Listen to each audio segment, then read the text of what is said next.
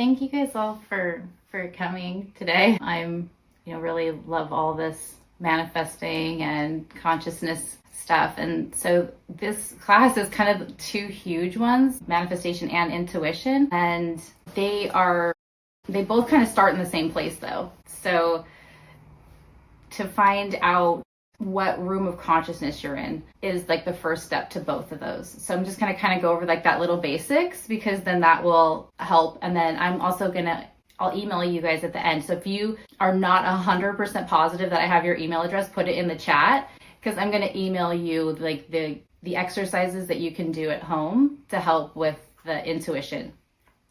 Okay. So the rooms of consciousness, which if you've taken another class from me or anything, I've always called them like the levels or the dimensions of consciousness. But if you know anything about me, I'm constantly changing what I think and what sounds good to me, my highest excitement. So I'm calling them now the rooms of consciousness, because it sounds like less judgmental. Like levels makes it feel like one is better than the other. Like, oh, I'm in level 4 or 5 or whatever.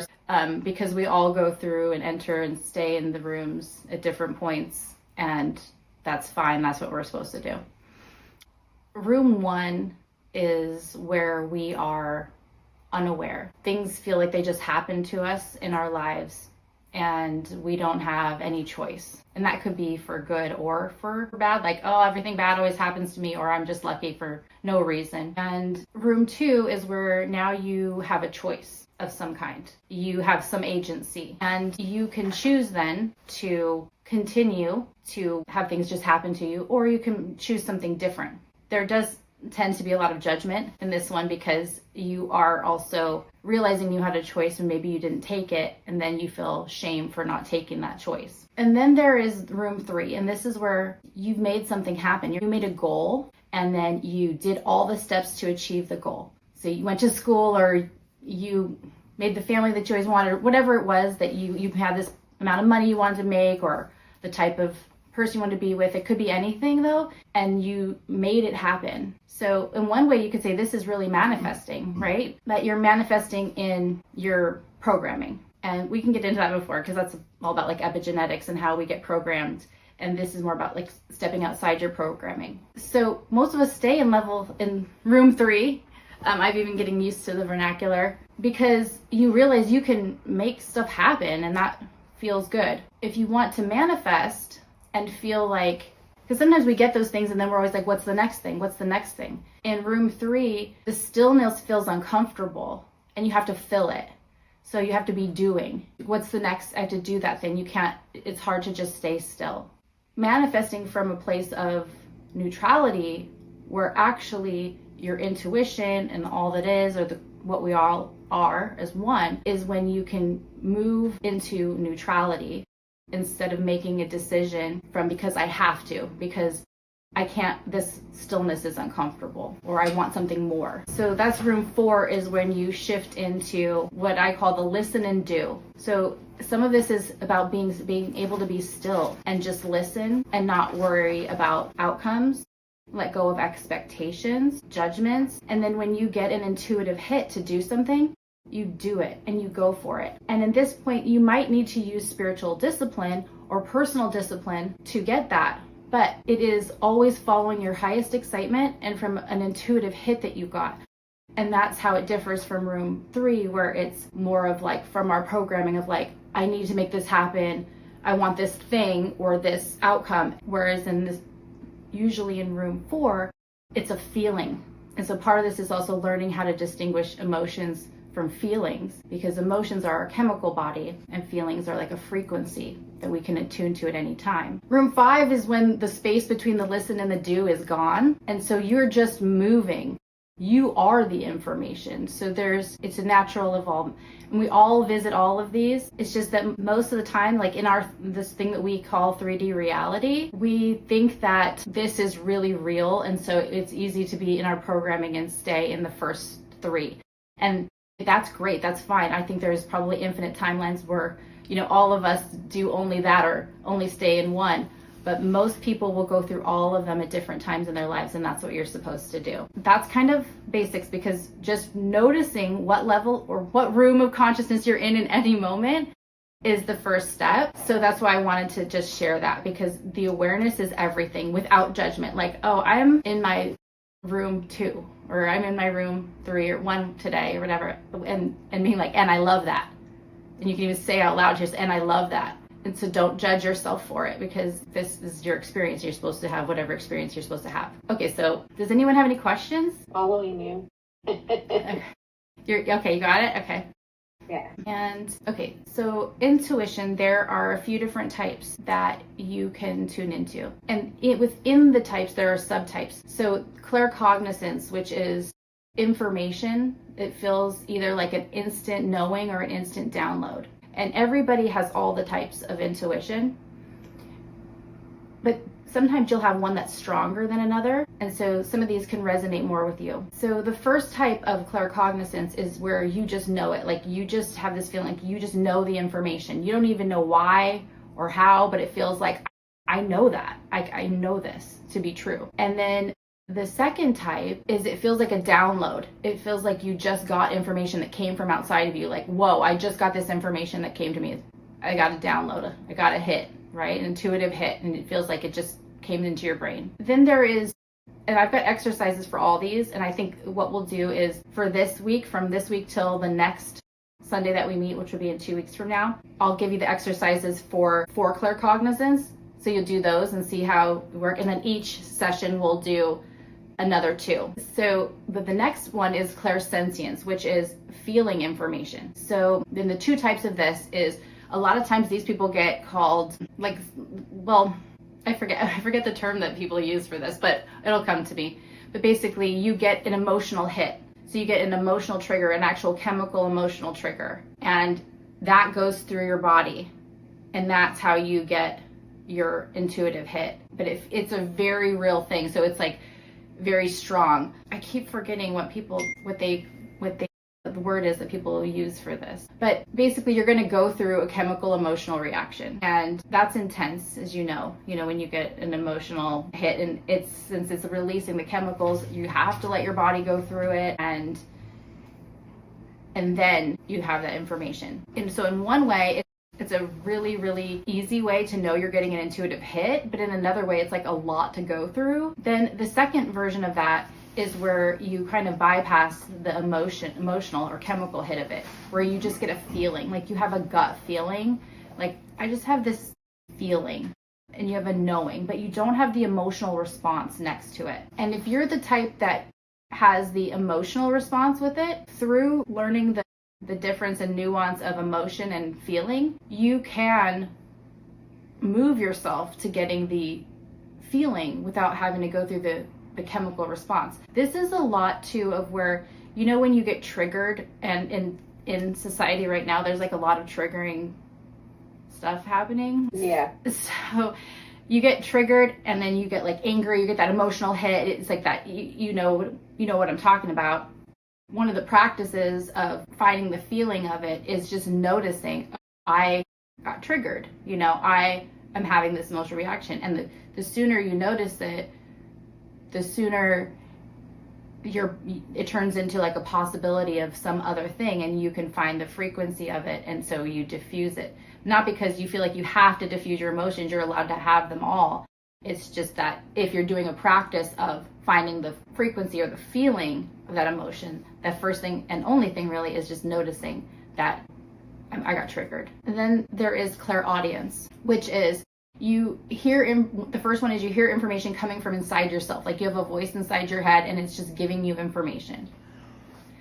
And the second one is it's information that's coming from outside of you. So maybe you hear something, messages in a song, or even just a sound or a repeated thing that you hear every day that's kind of giving you something or triggers an intuitive hit. And then there's the one that everyone kind of always goes to and thinks of as clairvoyance, where you see information from within yourself, like in your mind's eye, you get a picture, an image. And then the second part of that is you see it from outside yourself. Like you see something on a billboard, or there's something in a TV show, or there's someone that you ran into that you didn't think to, it's very like physical and tangible outside of yourself. So those are the different different kinds. Does anybody have any questions about those? Did anyone have anything like, because some of the things I know I kind of gloss over, but it seems like the difference between like emotion and feeling, is that pretty clear?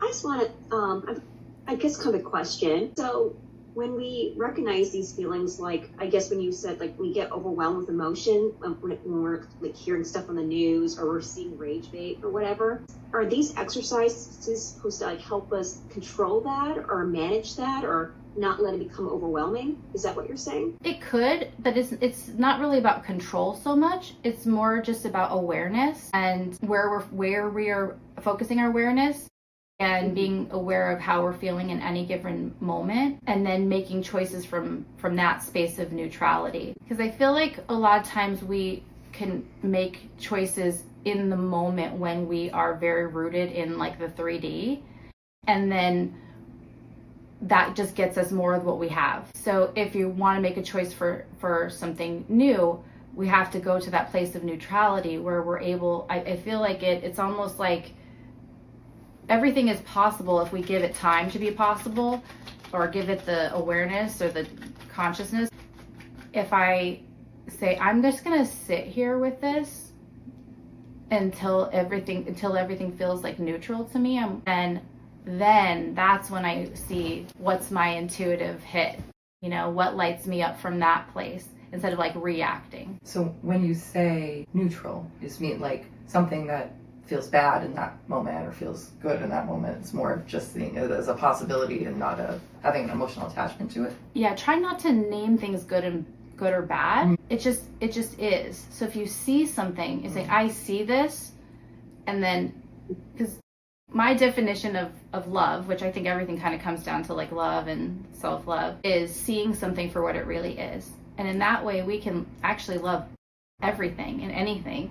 So I see it for what it is. I see this. I'm noticing that I'm getting triggered and I'm having emotional response. So in order for me to have all the possibilities open, I go to a space where I don't care.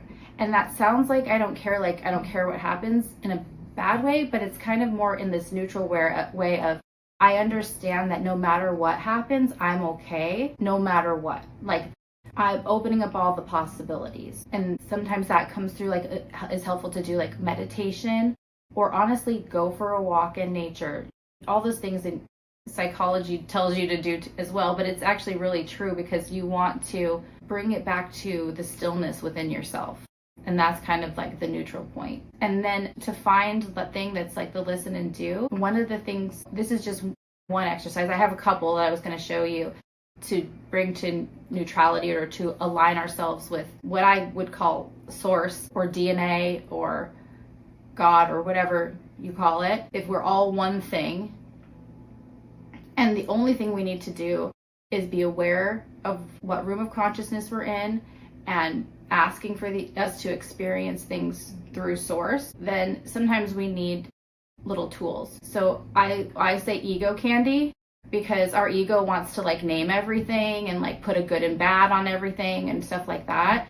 And so sometimes I need something like outside of myself to like distract, because otherwise we're distracting ourselves like in our programming. So this is a way of like reminding us that we are just this one big thing, and all I can do is ask to see things from source or room 5 consciousness. So like for ego candy, like I make cards for myself, and I kind of wanted to have a class where we could all make our own ego candy of whatever kind you want. But I have these cards, and like I'll like pick 3 cards, and then I'll put my glass of water on each card and then drink it or something. And it's literally just like reminding myself, like, attune to yourself, attune to source energy. And I was always like a really science-minded person, I'm in the medical field, all these things. And I needed to go beyond my intellect and not feel like so attached to it, and realizing that, because I used to think, oh, you do, like you tarot cards or this, all these like ego candy ways, but holding on to my intellect was the same type of ego candy. It was just something that was like I was identifying in. So I can use anything just to help me attune back to source. And then to find my highest excitements, one of the exercises I would do is, if you're not sure, if you're in the neutral point and you're not sure what your highest excitement is write down everything you do all day and like a little notebook, and then number it from 1 to 10. So and by how it feels when you do it. Like 10 is your highest excitement. This felt like a 10 in my body when I was doing it. And then from 1 to 10, you rate everything you did that day. And do that for a week or 2 weeks, however long it takes. And you start noticing how many things are higher up on that number and what's lower. And then try to eliminate some of the lower number things and increase the higher number things. And that's how you learn to do what's more exciting to you. Because when you're going to use your intuition eventually to get the hits for what's your highest excitement. But that's a really like tangible way to do it right now while you're still learning your intuition. That was a really long-winded explanation, and I'm sorry. Okay. And then NJ asked, right, what's the difference, or how can you tell the difference between anxiety and intuition? That's really good question. One of the ways is, did you get emotionally triggered? However, that can be one of your clairs. So if it is and you know it, then that's not a definite way. But typically, if you are getting an intuitive hit, you feel excited. And if you are having anxiety, you feel scared. Clear sentience? Yeah. Okay. That's the emotional. And there's a couple of exercises for each of these. And I was thinking I would give you guys the claircognizance.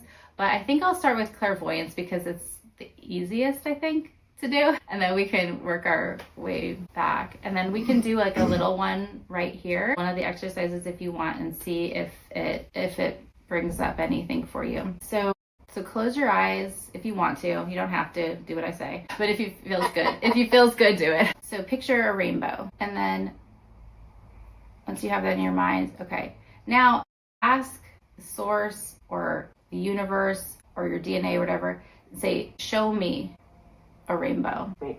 And then notice if there was a difference. Is anybody able to notice a difference in the two images? My source rainbow looked less real. Like then I saw a rainbow right before we started. And I saw one rainbow here too. So when you said to picture one, I just saw that one right away. But then my source rainbow looked a lot more like this painting of a rainbow in this like kids book that I used to have. It was like richer, darker colors. I don't know. Cool. Every time if I say to picture something and close my eyes, I still only see what I ever see when I close my eyes, which is just like colors kind of swirling, kind of, I don't picture it I picture it in a much more verbal way generally. But as I was asking to see it from source, I like had a couple flashes of like actually like you'd see in a prism, like in the. Oh, that's what I got was a prism. Yeah, like a little bit of rainbow color. Yeah. Like, it wasn't the whole thing, but it just would flash here and there, and it would just disappear. And I was like, okay. That's interesting. When I saw it, I saw the rainbow I saw today, and then when I asked to see it, I didn't see anything. Whoa. Okay. I don't know what that means. No, it doesn't mean anything. It's just it's all just information. It's just. I kind of was the same as Catherine.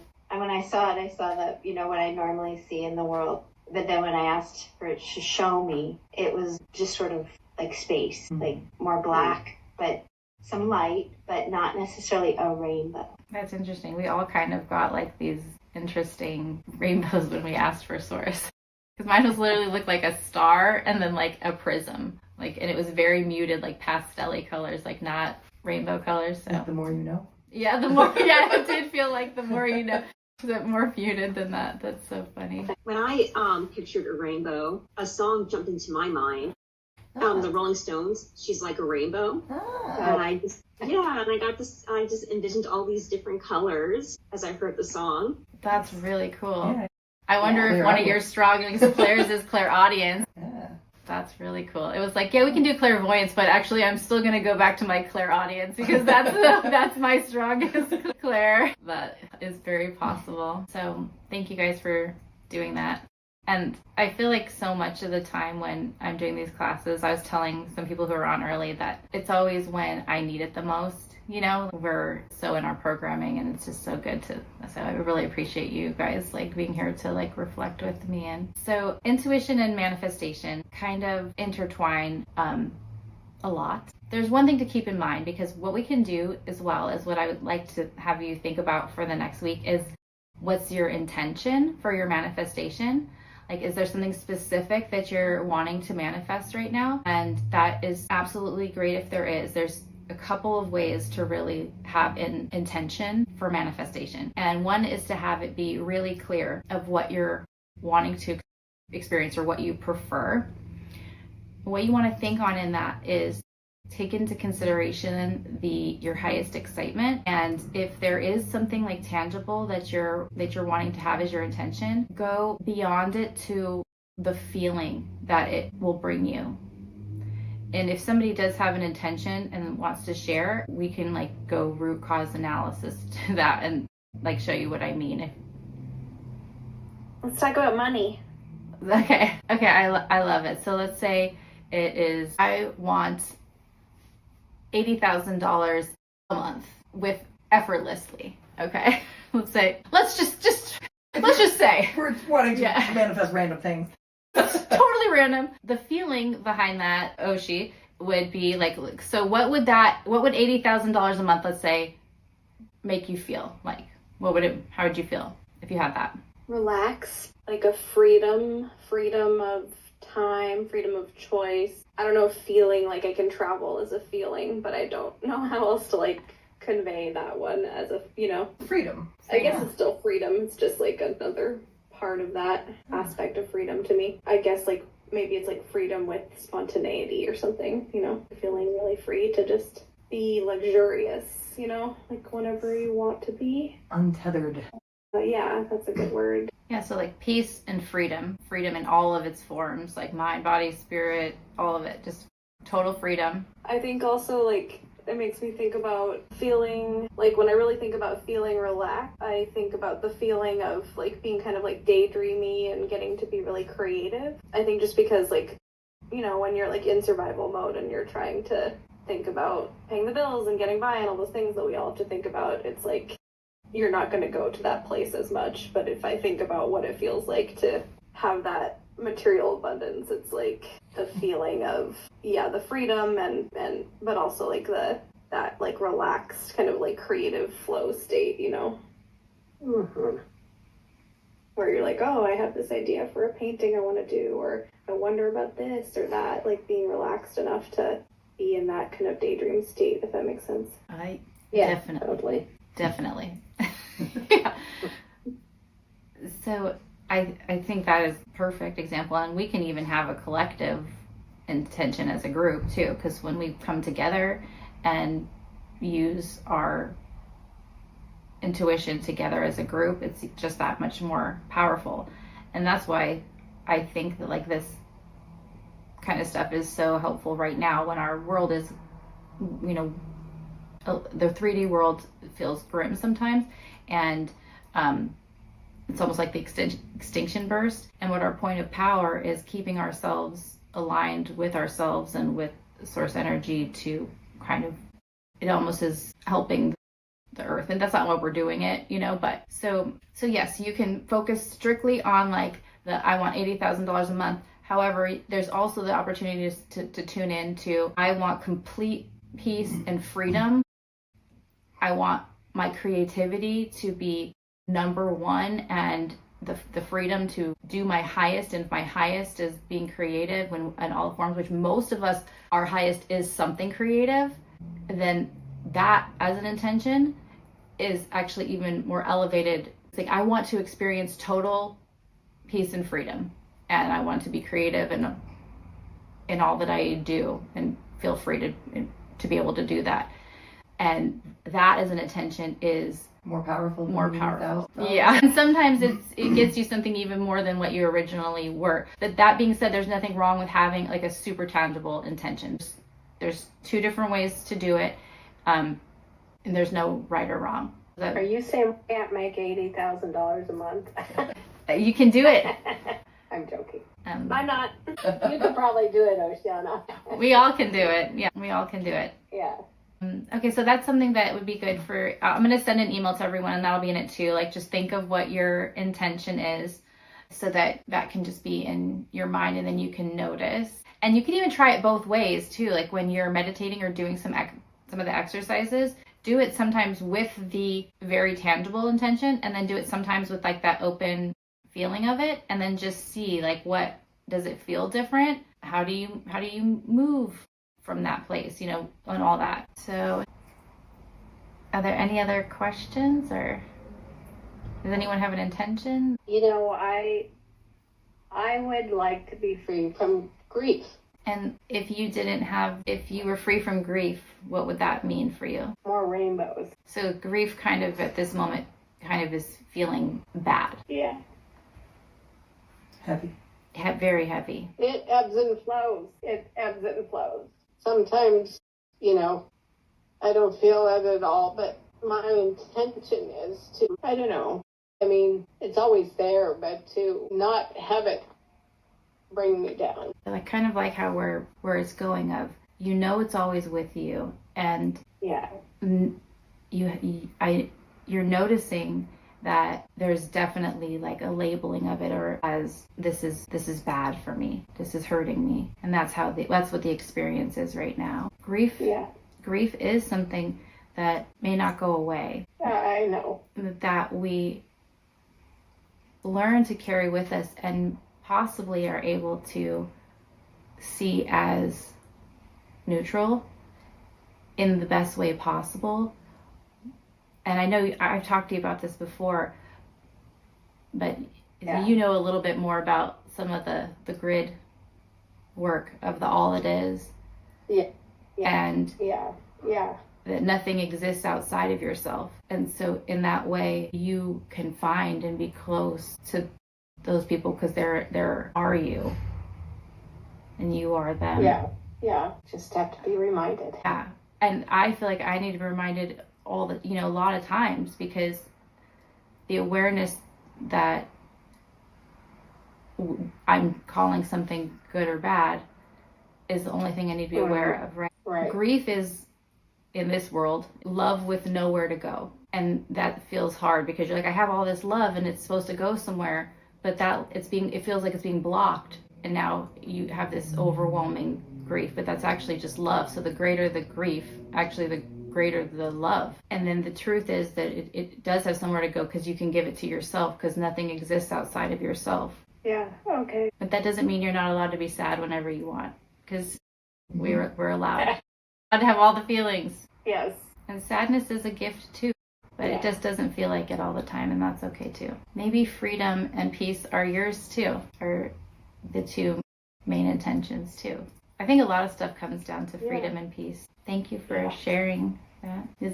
I'm sure a lot of other people kind of know about grief and everything. Has anyone felt something similar to that? You don't have to say yes or say anything out loud, but I mean, just sort of like, I think we could all have some of that by this time in our lives. So would you guys like to do like a little attunement where we just go into our brain and DNA and just kind of give it permission to do whatever it needs to do, so that we can manifest and get in better touch with our intuition? 1 second. It just said to me that Anya entered the waiting room. Did you see? Oh, I didn't see that. I didn't know there was a waiting room. Yeah. There we go. Okay, so I will do this attunement, and then anyone who wants to ask any last minute questions, they can. It's totally fine. And then I will send out to the recording of this, and I will also send a little thing that has some exercises to practice for the intuition. That's good.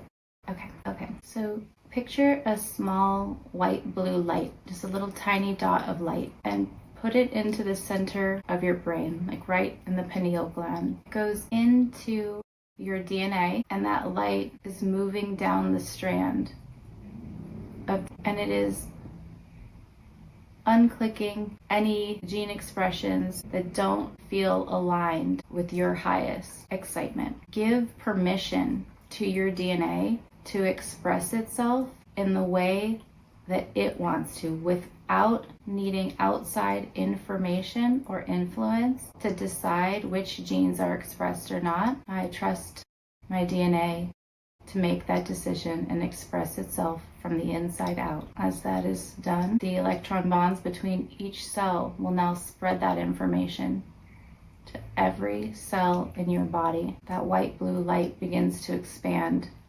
now encompasses your whole brain. It keeps pushing out, encompassing your head, your chest, abdomen, now your entire body is surrounded in this white blue light. It continues to expand until it is just one with the all that is, ever has been, and ever will be, using the tool of consciousness for you to be able to experience the now moment. As you breathe in and out, you breathe in the all that is, for nothing exists outside of you. You can just take a moment to breathe here.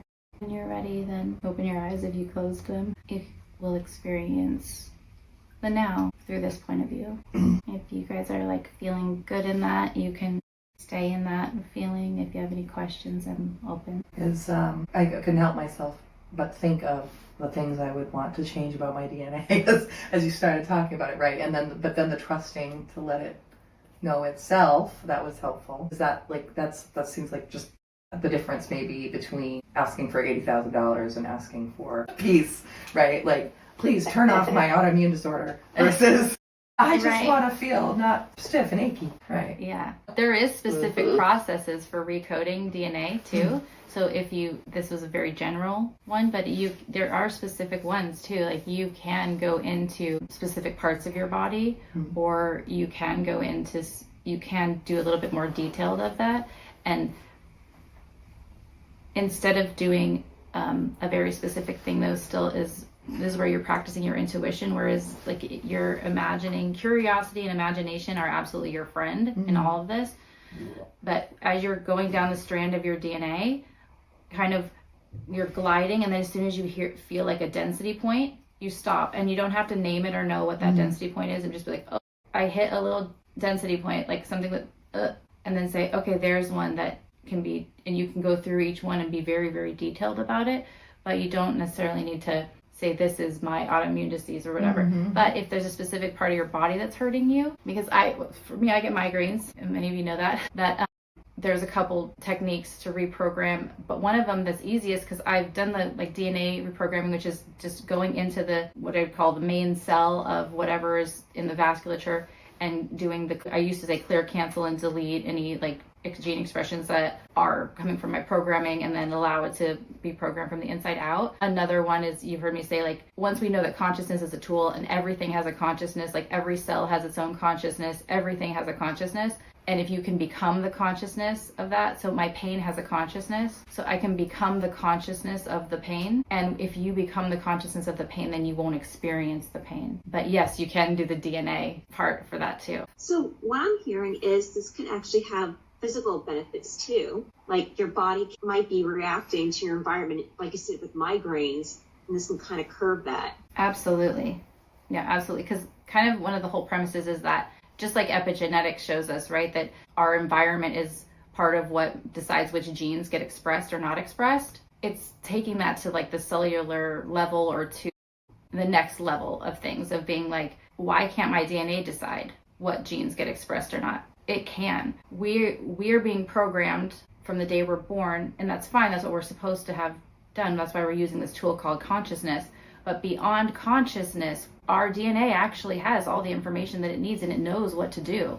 It's just because it's getting programming that it's acquiescing to the programming. But if you give it permission to do its full potential, which it knows how to do, then it can express itself from the inside out instead of having to take outside information. So that can help with tons of physical things.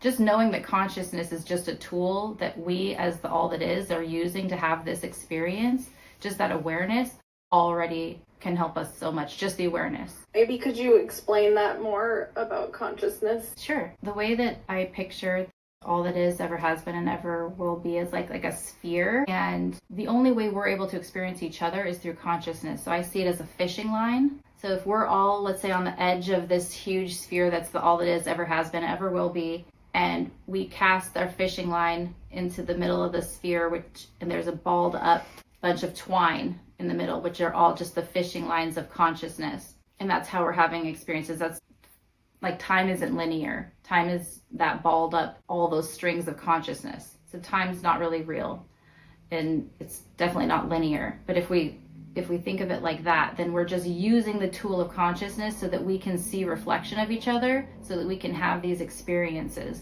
in this now moment.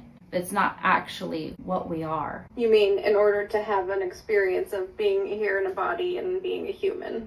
We have to have consciousness. So we're using that as a tool to have these experiences. But like we aren't this.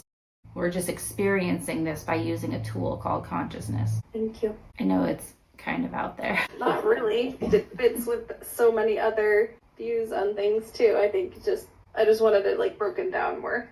Yeah, it's kind of like combining like quantum physics and, you know, all kinds of different things, just and all the metaphysical stuff. And I don't know if I'm right, but I don't care. That's the thing, is not caring if right. There's no right or wrong. There's no good or bad. It's just like, this is what feels right. And that's why I feel like I always am changing my mind or changing my vernacular, saying like, oh, actually this feels more right. Because it's all about like what resonates with you and trusting that. And I don't need to be right. This is what feels good and resonates with me. And I love talking about it. So I love having other people to talk to about it, because it's the most fun thing in the world. And that's why I'm so grateful to talk to other people who like it. But yeah, I don't know any information that you don't know or that anyone else doesn't. It's just how I see it right now. This is my highest excitement, people. That's why we're doing this. This is my 10, is to talk about this stuff. Well, it makes us think about it. Thank you. Yeah, no, thank you.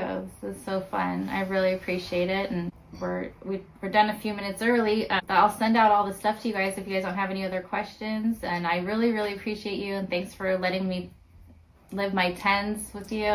Thank you. Thank you now. Well, thank you for your time and for all Yes, this. thank you.